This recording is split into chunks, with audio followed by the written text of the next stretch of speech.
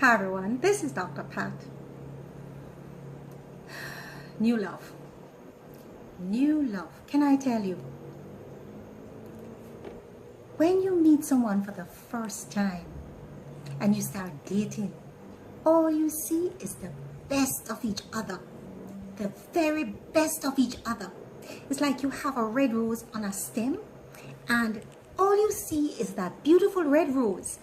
You don't see the stem with the countless amount of prickles on it. You choose not to see it.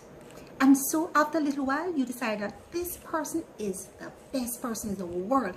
I want to make my life with this person. I want to have a family with this person. They complete me. They understand me. They know me. They get me.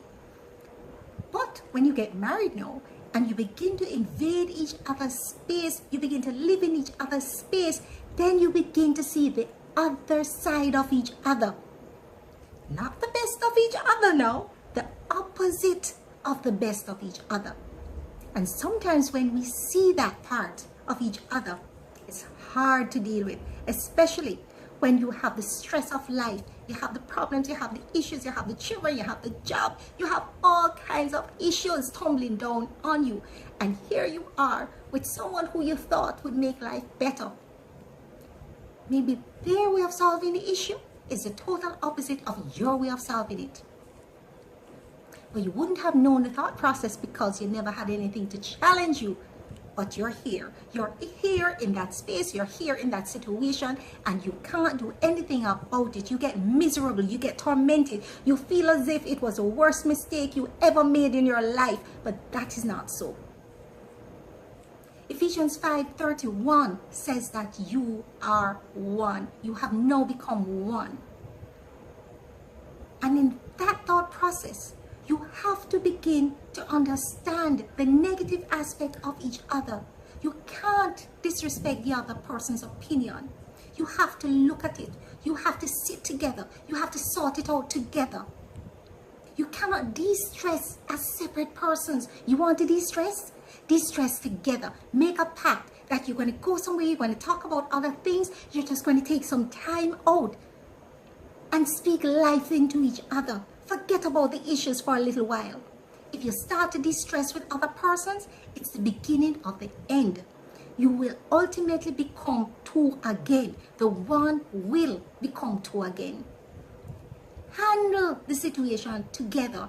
Pray together. Ask the Holy Spirit to help you both to find a common ground to solve the problems together. Because in marriage, problems will come literally every day.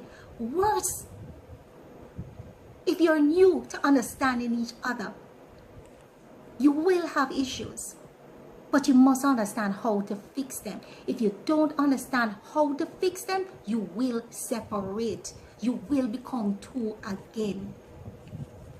That commitment to continue to be one will not happen unless you commit to doing everything together. No matter how turned off you are, it doesn't matter. It is a thought process. It's the mind. It's like when you have a brother or a sister, there's no thought of divorcing them. There's no thought of leaving them because they're your family. And you can't do a thing with that. And so your thought process has to be, I have to deal with it. And it's the same thing when you get married to this stranger. It's very few of us who knew our spouse from way, way, way back, many years ago. So we have a clear understanding of that person. So take each day one step at a time. But always remember, continue to be one. And you will get through all of life's challenges one day at a time. We'll talk again soon.